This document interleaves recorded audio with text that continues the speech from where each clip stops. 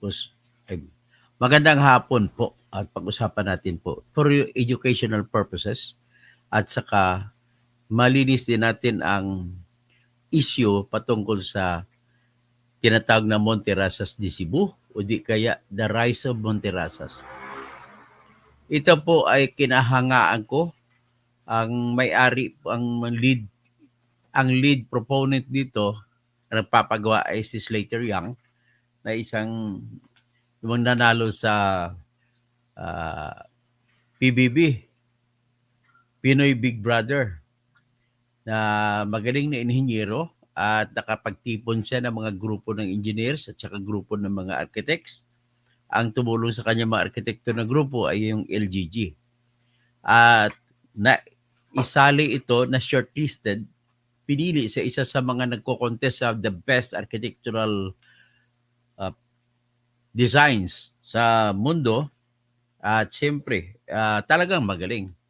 At dahil ito ay tinatayo sa bundok, kumbaga condominium sa bundok, yan ang disenyo niyan. At dahil bumaha sa Cebu, sinisisi ng iba nito na ito po ang dahilan kung bakit, isa sa dahilan kung bakit nagkabaha-baha ang Cebu City. Examine natin. Kung ako naman tanungin mo, ay hindi po sapat para sabihin na ito ang naging dahilan kung bakit bumaha ang Cebu. O tara na, jab na tayo. Pero bago lahat yan, ipapakita ko muna yung Monterasas na ginagawa pa lang at saka yung mga baha sa ilalim ng Monterasas.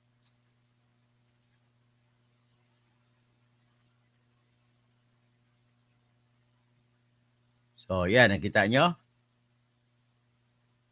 Yan yung Monterasas ko, no?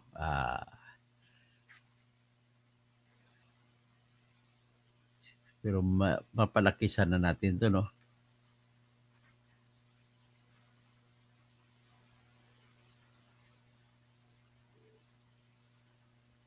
Yan.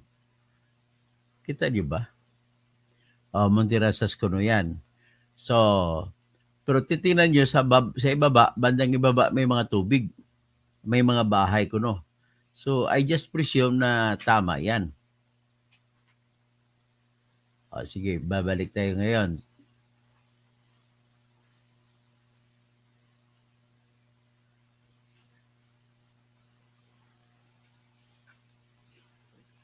So, this is Monterasas de Cebu in Babag, Busay, a mountain butchered for mansions and condos by Slater Young, an 8990 Housing Development Corporation. Ito po yung 8990, ito po yung mga proyekto ng mga Deca Homes.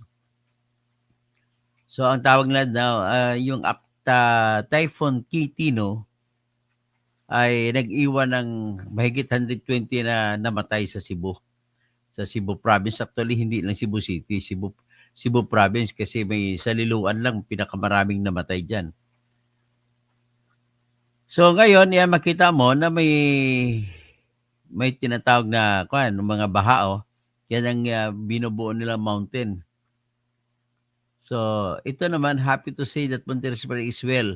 Ito yung kuha noong January 26, 2022 at ang ginagawa pa lang. Ito po si Engineer Slater Young. Pinapakita niya ang proyekto niya. Actually, matapang na negosyante. So, ito po ang nakita na hindi pa tapos yan. At ito po yung mga construction stages, no? Ginagawa pa lang. Ayan. So, yan pa, ginagawa pa lang siya.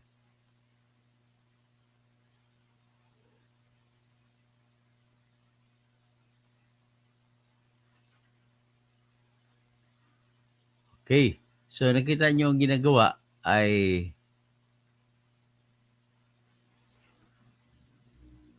titingnan natin itong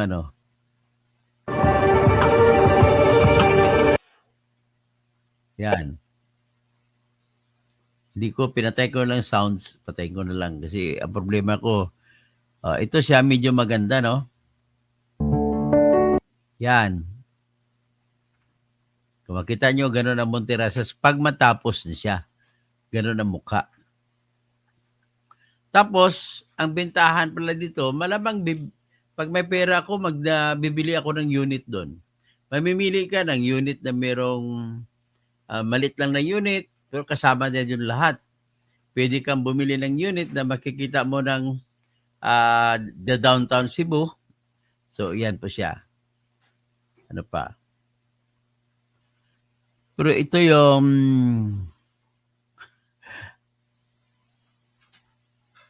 may mga river pala dyan, no? Okay, di bale.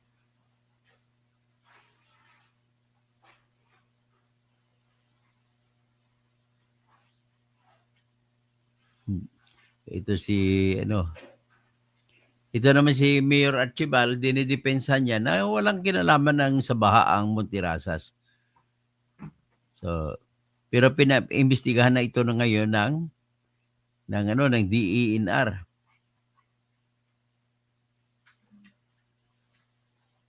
So, inaprubahan pala yung kanyang ECC kaya nag-umpisa na sa construction. Ang nag-aproba ng ECC niya si Engineer Alan Aranquez, Engineer William Cuñado, si Engineer Armando Malikse.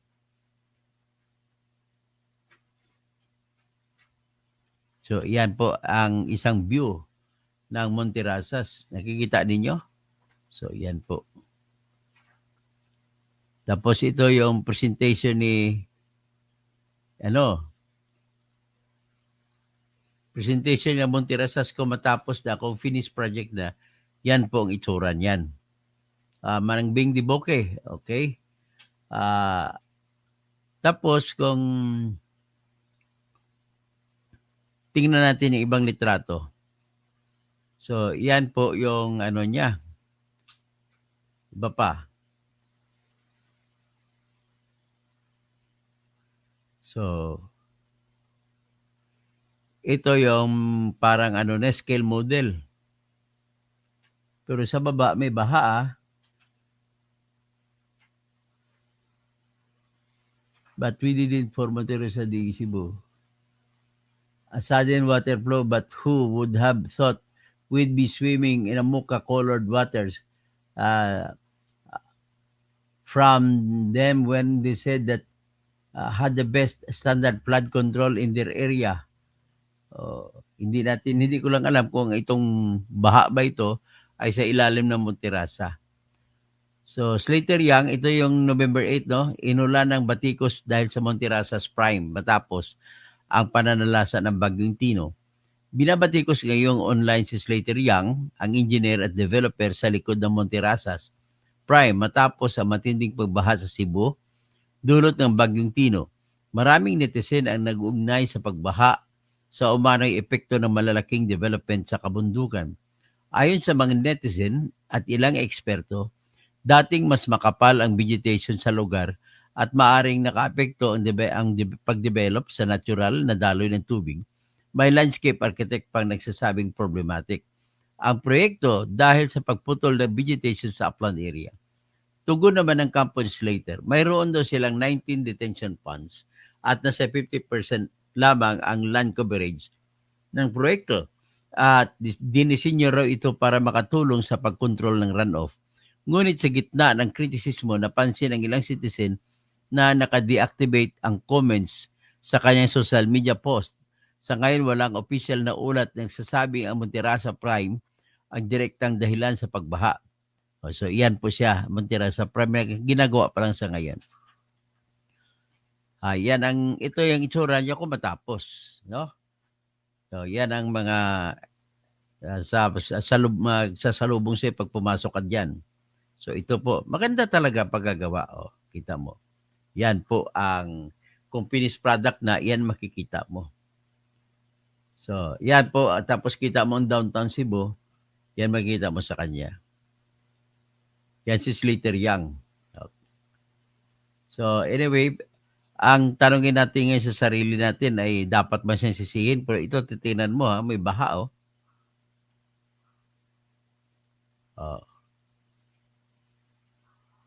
may tubig baha. So, parang, ito, nakuha ba ito? Hindi ko alam kung nakuha. Authorities probe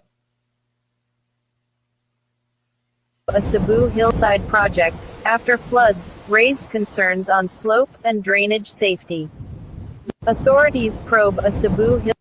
So, parang may lumabas, mga tubig galing sa taas. So, ito po ang project ng Monterosas. So, nag-investigate sila ngayon pero inaprubahan naman ng ECC.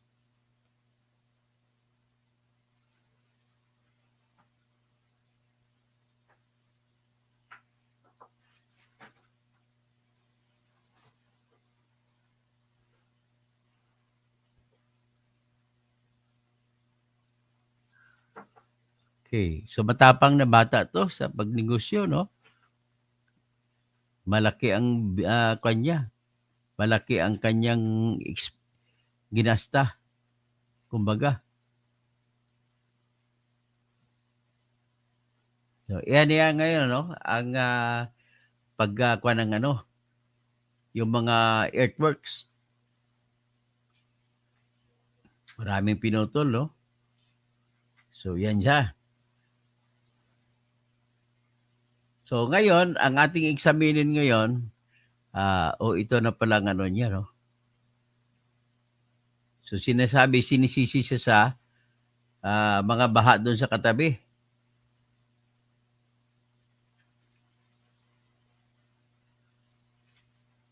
Okay.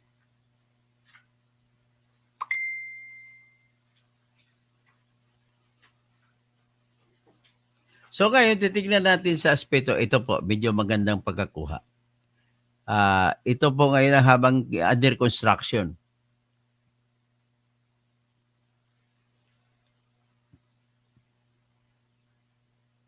Yan.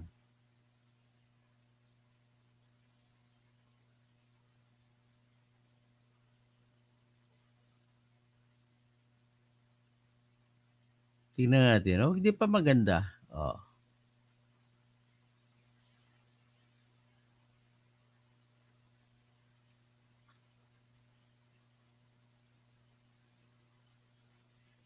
The rise of Monterasas. At Monterasas pala, hindi of.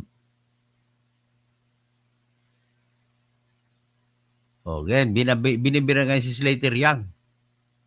Pero kung tanungin mo, dapat hindi siya ang babanatan. Kasi unang-una, ang ganda naman ng proposition niya. Number 2, inaprubahan naman ng DENR. So, ano ba talaga ang pakinggan natin to. Has everything you would need. Ito yung gusto ni Chris. Pero sabi ko, hindi talaga natin afford yan. But yeah, this is the Panorama Mansion and easily the best unit of the Rise at Monterasas. So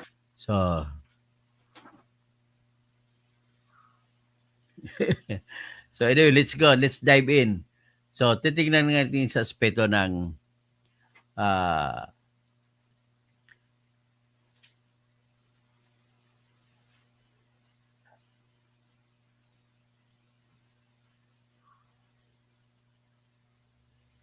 titignan natin sa aspeto. Ito, balita daw sa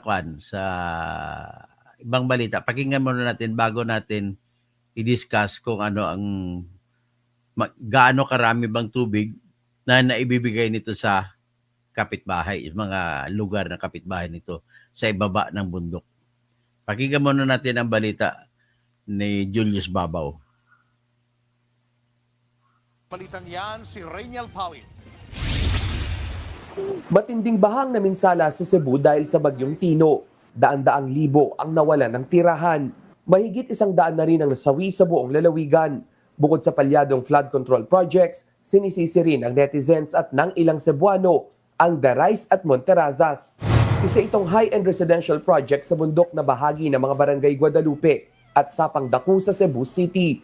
Inspired ang disenyo nito sa Banawe Rice Terraces. Nasa likod nito ang celebrity engineer na si Slater Young. Sabi ng isang netizen, hindi raw nagbabaha sa barangay Guadalupe. Pero mula na magsimula ang pagpapatayo ng Monterasas, bumaha na rin sa lugar. Kumalat din ang video ng pagkakalbo ng bundok kung saan tinatayo ang Monterazas. Marami tuloy ang kumwestiyon lalo na sa epekto nito sa kalikasan. Ayon kay urban planner at landscape architect Paulo Alcazaren, problematic ang Monterazas. Kailangan daw ang puno sa bundok na yon dahil hinihigop nito ang tubig ulan. Anya kung walang puno, bababa sa mga komunidad ng baha. That's problematic. That's problematic. Because you need trees there. If we don't address where the flood water or stormwater will be channeled. I mean, you can do anything so long as you address where the water will go. Noong 2023 sinabi ni Yang na mayroong tangke sa ilalim ng mismong proyekto na kokolekta sa tubig ulan. We actually designed the rice to have an irrigation system similar to those in mga farms. So this entire building will be collecting all the rainwater to a tank down below. Pero ang tanong, kaya ba nitong imbakin ang dami ng ulan na ibubuhos ng mga bagyo tulad ng bagyong Tino? So there are a lot of assumptions. One is that the drainage system below you can accept all of that water. And in a typhoon, it's a peak event. That means there's a whole lot of water that goes down in a very short time. Wala pang bagong pahayag tungkol sa isyong ito si Yang. Nagsimula ang pagpapatayo ng Monterazas noong 2007. Nabigyan din ito ng Environmental Compliance Certificate ng Environmental Management Bureau ng DENR matapos nilang masuri ang epekto ng proyekto sa kapaligiran. Nagbabalita mula sa frontline, Rainiel Pawid, News. So yan ang unang unang dito balik na naman po ako. Just stay put. Papatuloy natin ang Monterazas sa istoryang ito. So naipresenta ko na kanina nung hindi pa namatay yung ating live stream na sinisisi ngayon si Slater Young, yung nanalo sa PBB, nanalo doon sa Pinoy Big Brother na contest. At dapat bang natin kung dapat ba siyang sisihin. So, pero siguro we deserve to present him siguro kung paano niya nabuo ito. Kasi believe ako sa kanya sa galing ng isip.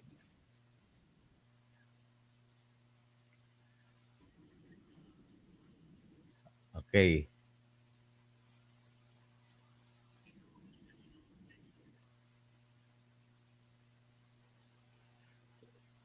Actually, nagawa niya ng clubhouse niya eh.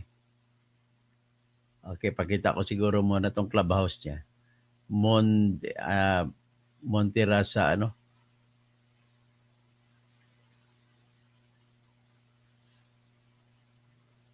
Montesima Clubhouse. Okay. Ang ganda ng pagka-konsepto niya, bilib na bilib ako talaga ako sa kanya. Kung ang ang opisyal ng bayan natin, kung pareho sa kanya mag-isip, malamang asinsado ng Pilipinas.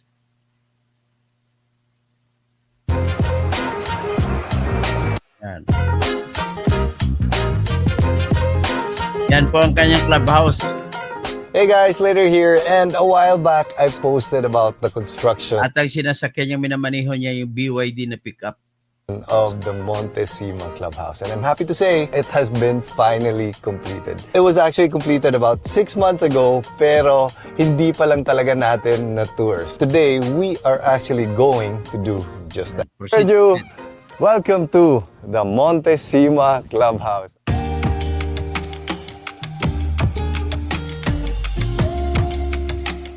Ang daming nagre-request ng tour na to. This is actually something that we've been very, very proud of. This is located at one of the highest peaks here at Monterazas de Cebu. So this clubhouse has been designed to have a 360-degree view of the city and the mountains, and basically the whole Cebu City. So 3-story siya, meron tayong roof deck on top, meron tayong outdoor shaded area for the pool. We'll show you that later. And then sa baba, meron tayong all the functional spaces. This is by a real estate company, the Mont Property Group. So the vision here talaga is to have a place wherein everybody can gather. the pool here during the weekends, pwede mag-gather. In the future, we'll be holding mass here. We imagine this to be a place during the weekends where everybody in the Monterrasa Cebu community can hang out, know their neighbors, their friends, their kids. Parang ganun na community vibe yung gusto natin mangyayari. That's why we wanted it to be as premium and as conducive to that as possible. Okay, the first thing that greets you when you come into the Montesima Clubhouse is the scale model of the Rise at Monterrasas. This is located in a similar area, nasa Babato. The concept here when we were thinking about it is gusto namin na pagpasok mo, hindi mo pa kita lahat ng mga nangyayari doon. Basically, there are these foliage first na parang sneak peek lang of the view that will greet you. And then you actually have to walk around, very circular yung dating, and experience the clubhouse first before you actually get to the good part. So this is the reception area, and you have this ceiling na parang naka-XX yung dating. At night, actually, ang ganda ng ceiling na to because para siyang nagiging softbox house. And yung mga furnitures... So yan po yung kanyang ano, no? Nevertheless, we will dive in and let us analyze.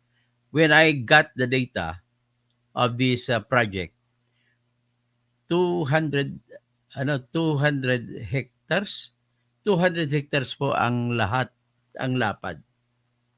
So kung 200 hectares, yung bagyo po na Tino ay nagdulot ng tinatawag na 183 centimeters na 100 ilan ba ang kanya? 100 or 18.3 centimeters rains brought by Typhoon Tino is how many centimeters?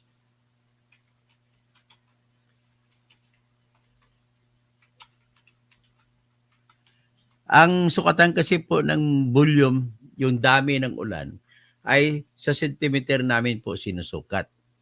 Ngayon, para maintindihan nyo kung anong ibig sabihin yan, so dito pala sa Cebu City, 180 centimeters.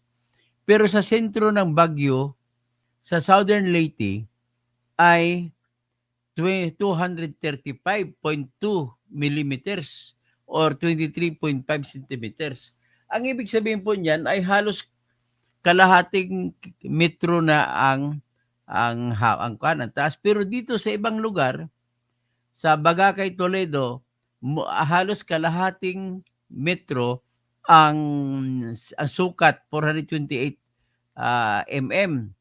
So sa Ilihan, Toledo, 300 mm. So pinakamaraming buhos ng ulan ay nasa Bagakay, Toledo, 428 millimeters. Sa Cebu, Eastern Cebu, 300 millimeters. Anong ibig po sabihin yan? Para maintindihan ninyo yung ibig sabihin yan, ganito. Pag nagsabi po kami na 183 millimeters, ganito po yan. Imagine mo yung labador. Labador po, ilagay mo sa gitna na umuulan. Tapos bibilangin mo sa isang oras ang labador, gaano kataas ang itinaas ng tubig na naipon sa labador. Sa ulan, open rain. Pag sinabi ko 10 centimeters, ay magbilang ka 10 centimeters, yan po gaano karami ang volume. Ngayon, pag sukatin mo ang volume, ay kung gaano karami, ibig sabihin volume, ay i-multiply mo sa total area. So kung ang labador natin, halimbawa malaki, 1 hektarya. So multiply mo 0.2 centimeters, halimbawa 0.2 meters, o di kaya 200 centimeters ang taas na kinuha ng sukat ng ulan sa loob ng isang oras. So i-multiply mo sa 1 hectare. Ang 1 hectare po ay 20,000 square meters, 10,000 square meters. So i-multiply mo sa 10,000 at i-convert mo sa meter ang halimbawa 200 centimeters. I-convert mo sa meter, that is 0.2. So 0.2 times 10,000 hectares sa isang hektarya. 0.2 times 10,000 square meters. So, ang volume ay 2,000 cubic meters. Ang dami. So, pag sinabi mo 2,000 na metro kwadrado na volume, cubic, 2,000 na ganon. Pero kung ang area ng Monterasas na kinakain open air ay 200 hectares, i-multiply natin. Kasi sa Baguio noon, panahon na yon sa Monterasas umabot sa 300 square meters. So meters, 0.3 times ang 200 hectares is 200 2 million square meters. Yan. So ang volume ng ulan sa kada isang oras na binuhos doon sa Barangay Guadalupe sa Cebu City, kung saan nandoon ang Monterasas, ay umabot mo siya ng 600,000 metric tons, cubic meters. Ang dami. So, imaginein mo yung 600,000 cubic meters sa isang oras. Ngayon, kung 8 oras umulan, times 8 mo lang yan. So, 8 times 6, 4.8. So, ibig sabihin, 4.8 million cubic meters ang ibinuhos na, ang ibinigay na tubig mula sa Monterasas pababa sa Cebu. Pag sinabi mo, pag sinabi mo 4.8 billion cubic meters, ma-imagine mo lang. I will give you an example. Yung ang drum na standard. Yung pa-imagine nyo, ha?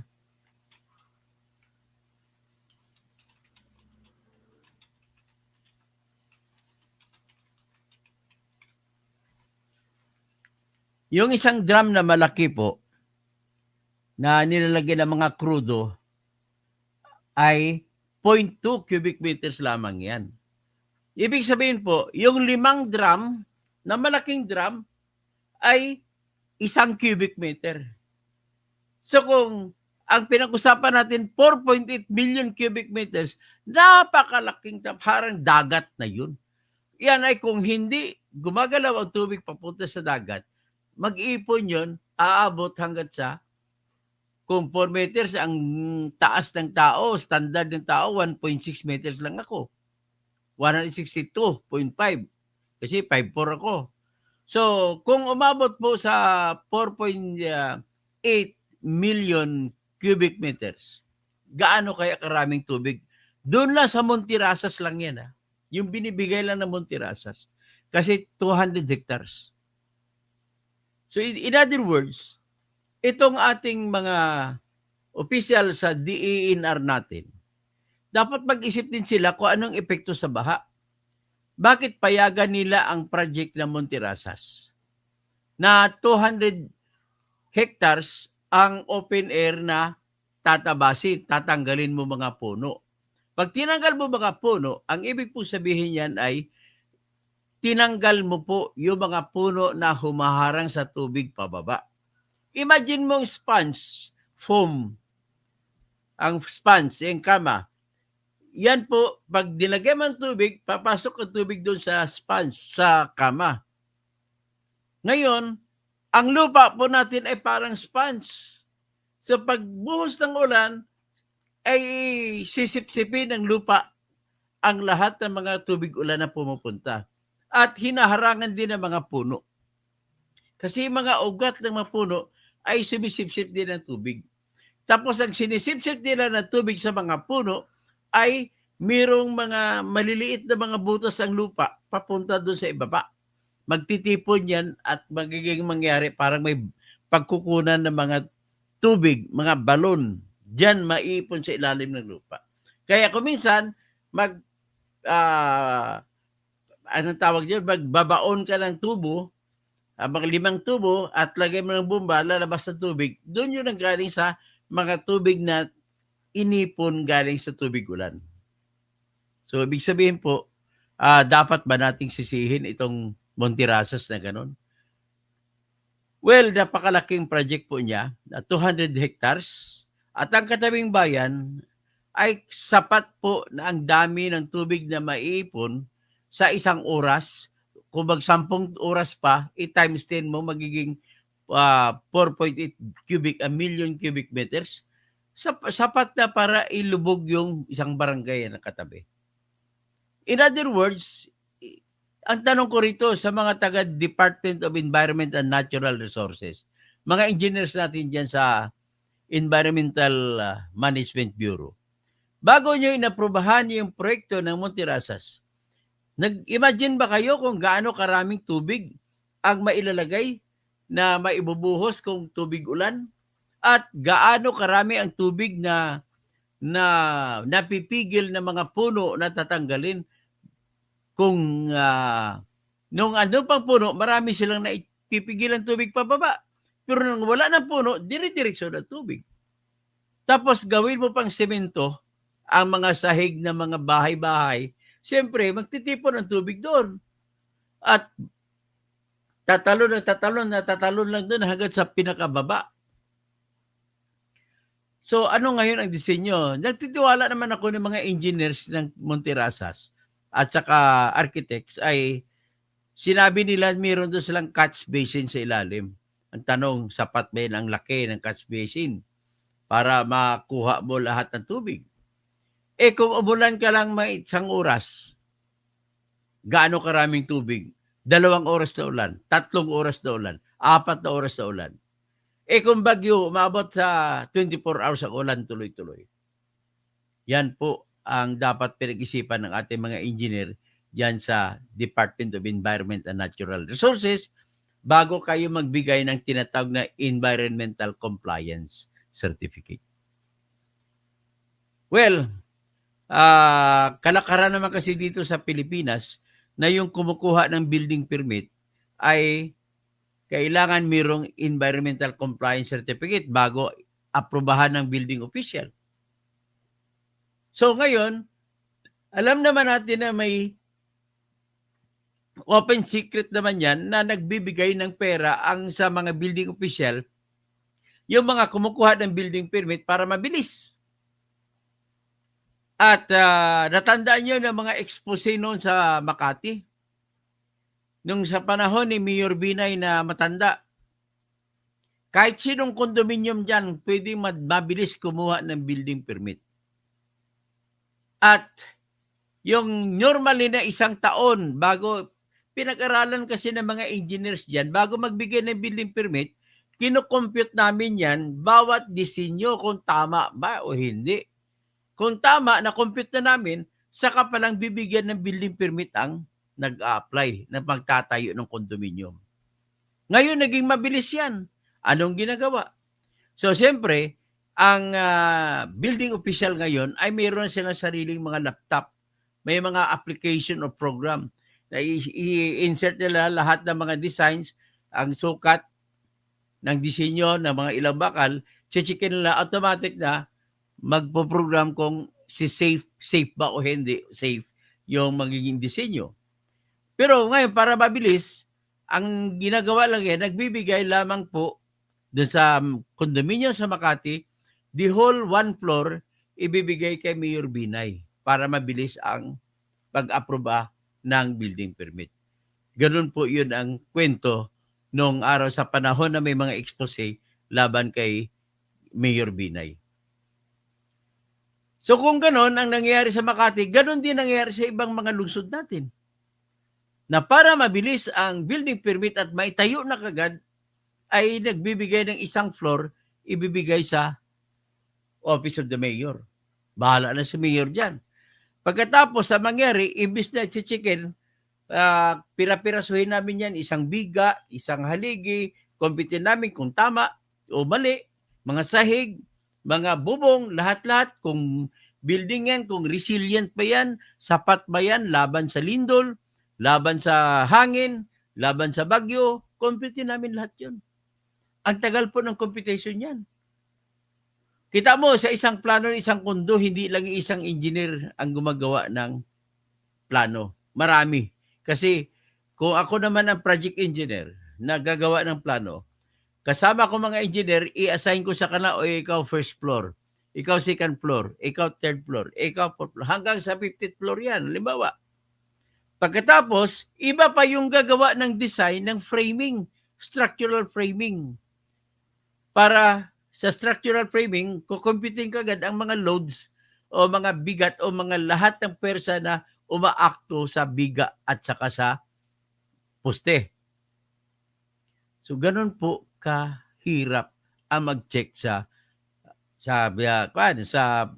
mga designs. Kagaya ng Monterrasas, ang dami niyan, hiwa-hiwalay.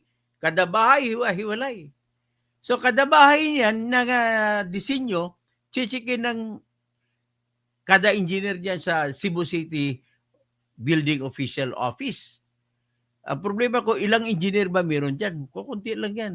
Ngayon, para mabilis, sabi ko nga, sigurado nagbibigay sa mayor para lamang mapabilis ang pagbibigay ng building permit at pa-construct na kagad. So, inumpisahan itong Monterrasas noong 2007. Hanggang ngayon ay hindi pa kompleto. Nakita natin sa tour na binigay ni Slater Young, yung natapos pa lamang ay yung clubhouse. So, mayroon pang ibang ginagawa. At sa ngayon po, nagbebenta sila ng tinatawag na pre-selling. So, may pre-selling, may kada unit yan na medyo, kuha ka lang isang maliit na unit, siguro kahalaga mga 3 million or 5 million, tapos on a monthly basis, mas mura siya kung pre-selling. So, ang normally na 5 million na kondo, ang presyo niya pag pre-selling, papasok po sa 3 million. Ganun po yan ang sistema. Kaya merong pre-selling. So anyway, until here na lang at nalaman natin, binigay ko lang sa inyo yung projection. So ibig sabihin, pwedeng lumubog ang barangay sa katabi ng Monterrasas kung tuloy-tuloy na uulan na 10 oras. Siyempre lahat ng tubig, bagsak ng bagsak doon sa may Barangay Guadalupe sa Cebu. So at least naintindihan na ninyo. So ngayon, ano bang papel ng gobyerno dito? Siyempre, yung control ng DENR, may corruption din dyan. Ito yung pinag-usapan natin, hindi ito flood control na project. Pero dapat may abang na yan, nakakaabang na dapat ang mga flood control projects na galing dyan sa tubig na ibubuhos galing sa bundok ng Monterrasas. Okay? Ganun na lang ma'am po. So, ang aking maibigay sa inyo para nagkaroon lang kayo ng ideya kung gaano karami ang tubig na makukuha. So, ngayon, given the fact na open area din na sa baba, Guadalupe, Barangay Guadalupe, yung sinasalo ng Barangay Guadalupe ng mga ulan ay nagdagdag yung ulan galing sa Monterrasas. At kung walang labasan kagad ang tubig papunta sa dagat, kasi dagat na naman lahat na napupunta niyan eh. Kung walang lalabasan na dadaanan papunta sa dagat, tataas ang tubig. Ganon po ang nangyari doon sa bayan ng Liloan. Galing po mga 100 kilometers away ang pinakaumpisa ng Kut-Kut River. Ikot yung baba ng baba, parang ahas, bumababa. Hanggat sa pagdating doon sa isa sa sentro ng bayan ng Liloan, mayroon pang portion doon ng ilog na imbes mapaliko mag-iyo, ang ilog, ang ginawa nila ni Congressman Prasco dyan, kinat nila yung iyo at ginawa nila na parang dam. Dito pinadaan ng tubig. Kaya kung may parang dam-dam na, aangat kayo ng tubig at syempre, pag ma-breaks yan, babagsak, bigla ang tubig bubuhos, iwa-wipe out ang mga bahay-bahay sa katabi-tabi. So malamang ganun po ang nangyari doon sa Liloan. Kaya pinakamaraming patay dahil sa Bagong Tino ay sa Liloan, Cebu nangyari.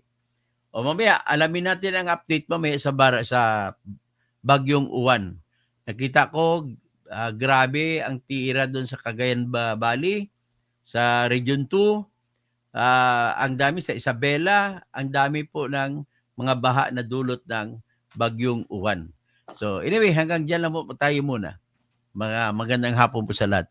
Raimundo Ribucas, pag kompetserya, hindi meter labas sign sa pera piso. Pastor Rodi Rabi, Bog Saddam, Mark Carlson, Charlie Whiskey, hindi ba delikado maglagay ng cash basin sa foundation structure? Delikado siya kasi kinakain talaga ng tubig yan. Tapos Edgar Nacion, Charlie Whiskey, hindi yata nag-overflow ang Guadalupe River na sa ibang area at nag-plus flood yata. So Rosa de los Reyes, Marilyn Bundok, Fernie Pinto, sabi na welcome back, nagbalik ako kanina, wala ako kanina eh. Plus flood yata yung nangyari sa Cebu na sa Liloan, plus flood din doon. Hindi ko lang alam kung saan ang mga river, yung mga river yung plus flood din yan. So Mel NSJ, maayong hapon Engineer Tirador, sa Bohol ng Lihok ang Yuta, Tanawa sa Garcia Hernandez Bohol, Limestone, napahak na sa Alicia Bohol, naapod Quarry, Hadlok, maunlad ang Bohol, maunlod ang Bohol sa Simbako. O, delikado mga taga-Bujol. Rapitol po alias Polandit, partly to be blamed ang developer diyan. The other part ay yung sino ang nag-approve ng government agencies. Later Young is backed by a rich dad. Maniwala ka sa mga batang punga, they're just moneyed. Mapera lang talaga. Sabi si Bing Diboke, Marilyn Bundok, sino pang iba? Okay, hanggang dyan lang muna tayo. At pasensya na at nawala ako kanina sa live natin kasi biglang namatay po computer natin. Hindi ko alam kung sino umatake sa atin. Malimit na po nangyari sa akin yan at hinahack ako lagi. Magandang hapon po sa lahat.